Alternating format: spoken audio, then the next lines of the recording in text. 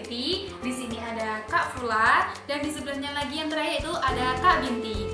Nah, video kali ini yaitu video pembelajaran, yaitu kita akan membahas tentang kelas 5, tema 8, subtema 1, pembelajaran 3, di mana materi kali ini yaitu manusia dan lingkungan. Nah, karena berhubung kita bertiga, Kak Binti akan membacakan KIKD dan Kak Frula akan membacakan tentang tujuan pembelajaran kali ini.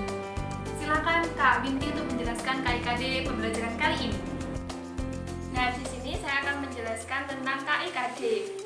KIKD itu apa sih? Kompetensi dasar. Nah, di sini kompetensi dasarnya ada 3.3, yaitu menganalisis peran ekonomi dalam upaya menyejahterakan kehidupan masyarakat di bidang sosial dan budaya untuk memperkuat kesatuan dan persatuan bangsa Indonesia serta hubungannya dengan karakteristik ruang.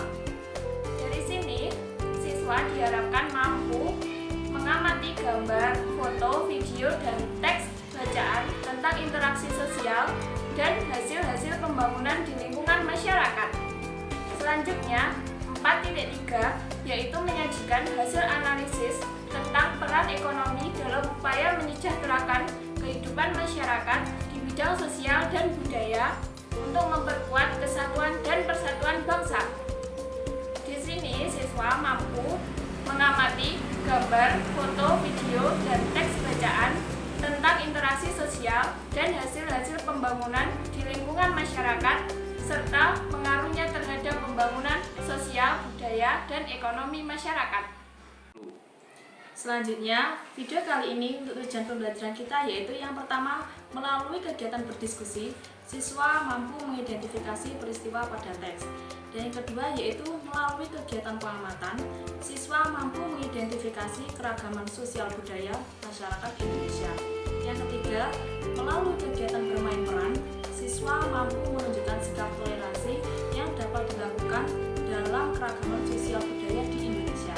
Yang keempat, melalui kegiatan mengamati, siswa mampu mengidentifikasi jenis-jenis usaha dan kegiatan ekonomi masyarakat Indonesia.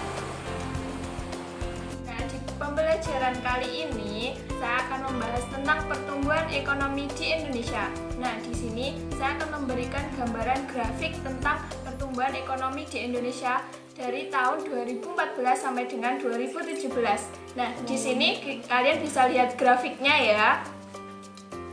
Silahkan diamati grafik dari pertumbuhan ekonomi 2014 sampai dengan 2017. Tahukah kamu apa yang dimaksud dengan pertumbuhan ekonomi? Ada yang tahu? Ya, benar, pertumbuhan ekonomi merupakan masalah perekonomian negara dalam jangka waktu yang sangat panjang. Tahukah kalian apa yang menyebabkan pertumbuhan ekonomi ini menjadi meningkat? Nah, pertumbuhan ekonomi menjadi meningkat itu diakibatkan oleh adanya pengaruh dari adanya peningkatan konsumsi, investasi, pengeluaran pemerintah, dan net ekspor. Yang kedua yaitu peran dan pengaruh pertumbuhan ekonomi di masyarakat. Tahukah kamu bagaimana peran dan pengaruh ekonomi di masyarakat? Nah, ekonomi di masyarakat memegang peranan yang sangat penting. Apabila peran ekonomi suatu negara itu bagus, maka akan terciptanya suatu kesejahteraan yang baik pula bagi setempat dan tidak ada ketimpangan yang sangat tinggi di masing-masing masyarakat. Sebaliknya, kalau peran ekonomi di Indonesia itu tidak mempunyai peranan sama sekali, maka akan terjadi ketimpangan yang sangat jauh dalam kehidupan dalam masyarakat tersebut dari segi adanya pengangguran dan dari segi keamanan. Nah, dari sini saya akan memberikan tugas kepada kalian. Nanti tugasnya yaitu berdiskusi. Nah, di sini ada gambar. Ini nanti dibuka di LKS ya, gambar seperti ini. Nah, ini diskusinya nanti kalian harus mengetahui bagaimana keadaan perekonomian di sekitar rumah kalian. Nah, apakah di perekonomian di sekitar kalian itu di dekat laut, apakah di pegunungan? Nah, itu apakah sektor pertanian itu bagaimana? Terus perekonomian itu seperti apa? Nah, nanti bisa dikumpulkan di pertemuan selanjutnya. Semua, nah kira-kira kita akan melanjutkan pembelajaran yang seperti apa nih?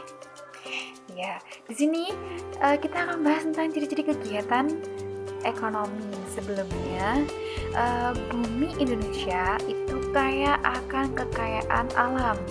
Nah, Tuhan menganugerahkan kekayaan alam ini untuk diusahakan seluruh rakyat, di mana rakyat memanfaatkan sumber daya yang ada sebaik-baiknya. Nah, semuanya ini bertujuan untuk memenuhi kebutuhan beraneka ragam.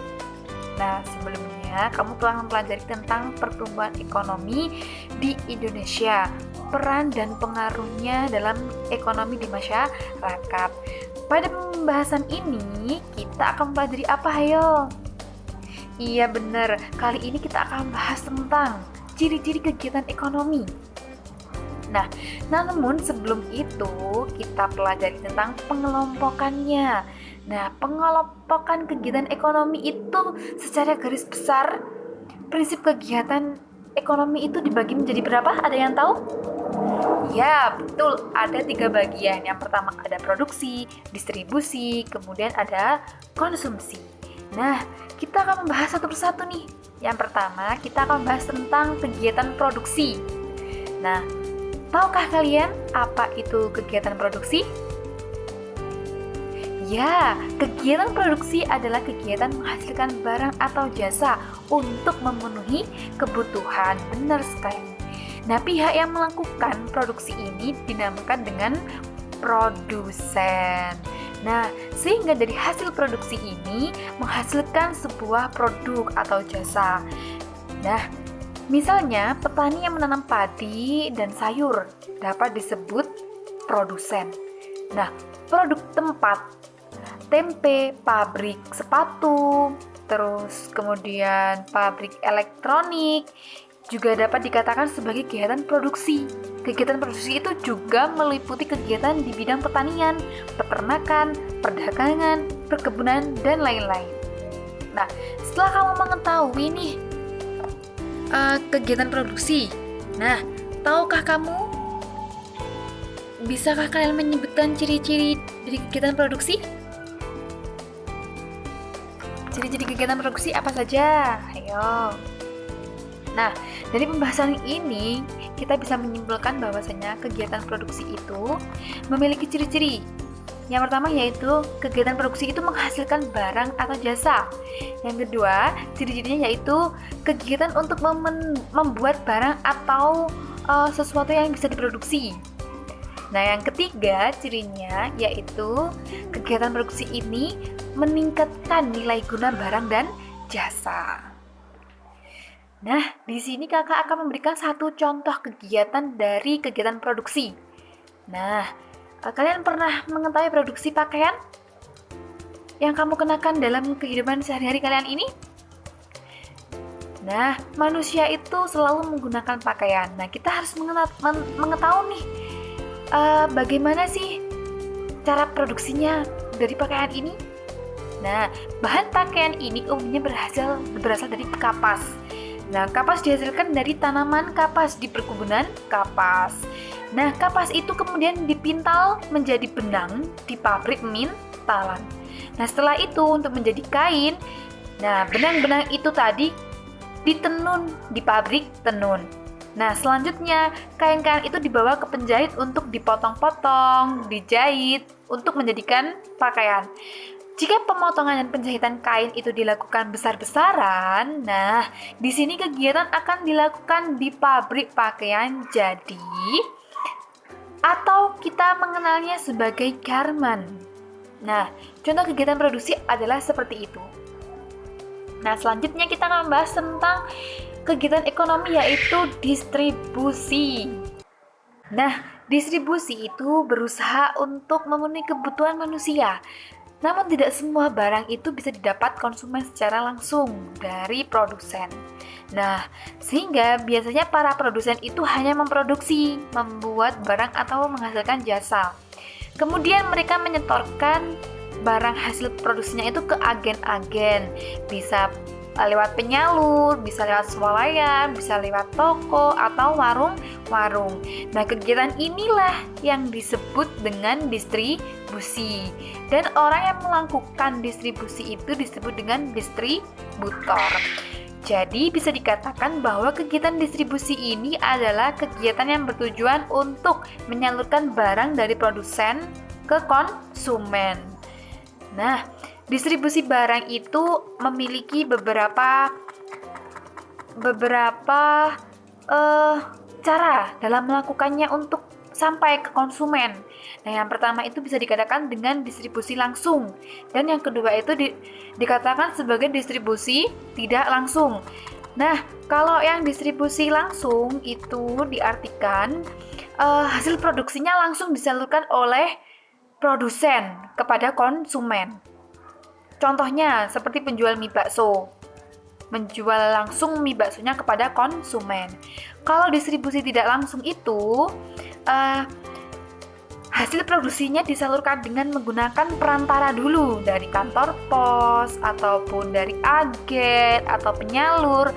Nah, di sini contohnya itu seperti pakaian. Kemudian, tahukah kamu kegiatan distribusi berlangsung? Nah, kegiatannya seperti apa sih distribusi itu? Contohnya sayur ya. Contohnya sayur.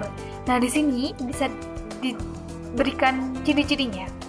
Distribusi itu secara garis besar ciri-ciri kegiatannya sebagai berikut.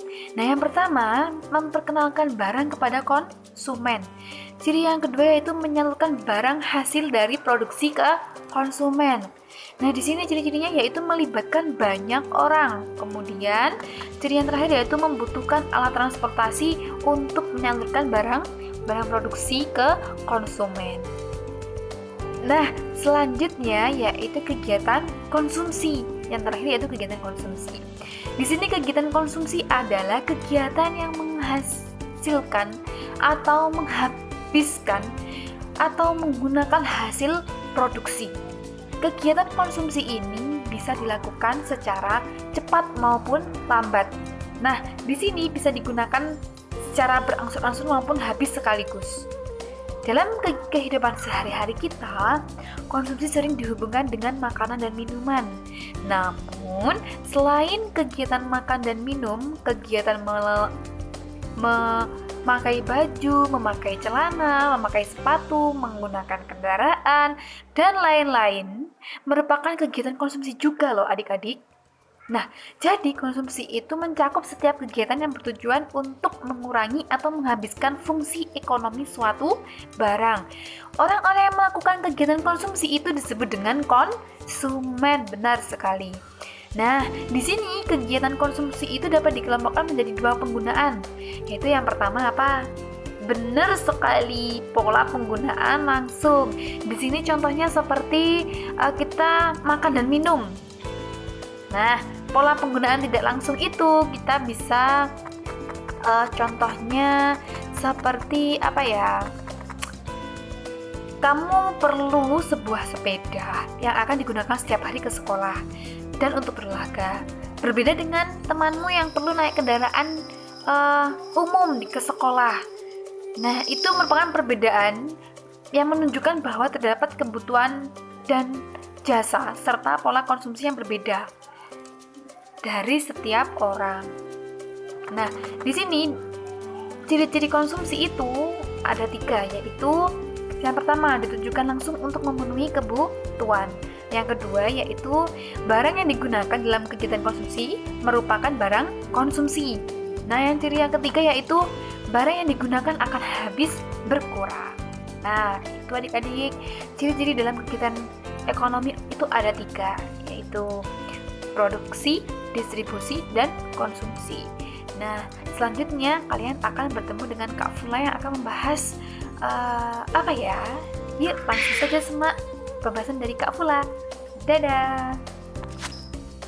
Oke, yang selanjutnya Kak Fula mau menjelaskan tentang kegiatan ekonomi untuk meningkatkan kesejahteraan bangsa Indonesia. Manusia pasti memiliki kebutuhan untuk melanjutkan kehidupannya. Untuk melakukan kebutuhan itu pasti manusia melakukan kegiatan, di mana pada kegiatan tersebut biasa disebut juga dengan kegiatan ekonomi.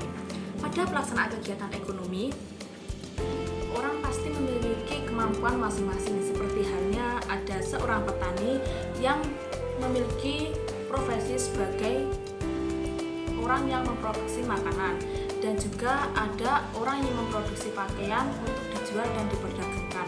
Petani pasti membutuhkan pakaian untuk melakukan pekerjaan, sedangkan orang yang memproduksi pakaian pasti juga memerlukan bahan pangan.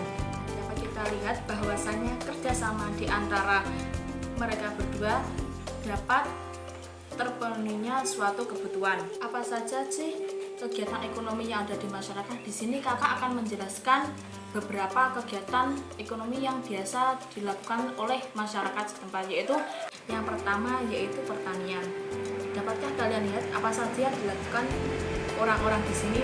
Ya, betul, mereka melakukan kegiatan bercocok tanam, di mana negara Indonesia terkenal dengan tanahnya yang subur, dan orang-orang atau masyarakat setempat yang biasa melakukan kegiatan cocok tanam, sehingga negara Indonesia biasa disebut juga dengan negara agraris. Yang selanjutnya ada perkebunan. Perkebunan merupakan usaha pemanfaatan lahan dengan tanaman-tanaman keras. Perkebunan dapat dibedakan menjadi dua, yaitu ada perkebunan rakyat dan juga perkebunan besar. Perkebunan rakyat adalah perkebunan yang biasa dikelola oleh rakyat, sedangkan perkebunan besar yaitu perkebunan yang biasa dikelola oleh perusahaan. Hasil perkebunan besar biasanya ditujukan oleh ekspor, sehingga dapat menciptakan suatu devisa bagi negara.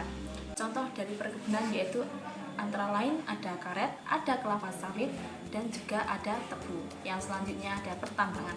Pertambangan adalah usaha untuk mengolah atau memanfaatkan mineral demi kesejahteraan. Mineral ini berada di dalam perairan, untuk mendapatkannya perlu dilakukan penggalian atau penambangan. Ya, di sini kakak memiliki salah satu soalan, yaitu dapatkah kamu menyebutkan hasil pertanian yang ada di Indonesia? Jawabannya dapat kalian tulis di kolom yang sudah tertera di atas. Yang selanjutnya yaitu usaha perikanan. Usaha perikanan dalam hal ini adalah usaha perikanan darat, yaitu usaha memelihara ikan di perairan kolam. Perikanan darat meliputi perikanan air tawar dan juga perikanan air payau. Contoh hasil perikanan yaitu ada ikan nila, ikan bawal, dan juga ikan lele. Hasil perikanan air payau seperti halnya ada ikan bandeng. Peternakan adalah usaha memelihara binatang peliharaan yang diambil manfaatnya. Usaha peternakan yaitu seperti peternakan hewan besar. Ya, contohnya seperti sapi, kerbau, dan kuda. Hewan kecil yaitu seperti kambing, domba, kelinci, dan burung. Yang selanjutnya amati gambar berikut. Tulislah komentar kalian tentang gambar yang sudah kakak siapkan ini. Terima kasih adik-adik semua atas partisipasi kalian. Nah, untuk di rumah tetap belajar yang rajin, dan jangan lupa tugas dari Kak Fula ataupun Kak Binti untuk dikerjakan. Nah, tugas akhir yaitu penugasan 1, kalian kerjakan secara individu, dikumpulkan lewat WA dari Kak Fula ataupun Kak Binti. Jangan lupa di rumah ataupun keluar rumah untuk mematuhi protokol kesehatan, yaitu cuci tangan yang sering, memakai masker, dan menjaga jarak. Oke. Nah, dari kakak-kakak 3 ini apabila ada kurang lebihnya kami mohon maaf sebesar-besarnya. Wassalamualaikum warahmatullahi wabarakatuh.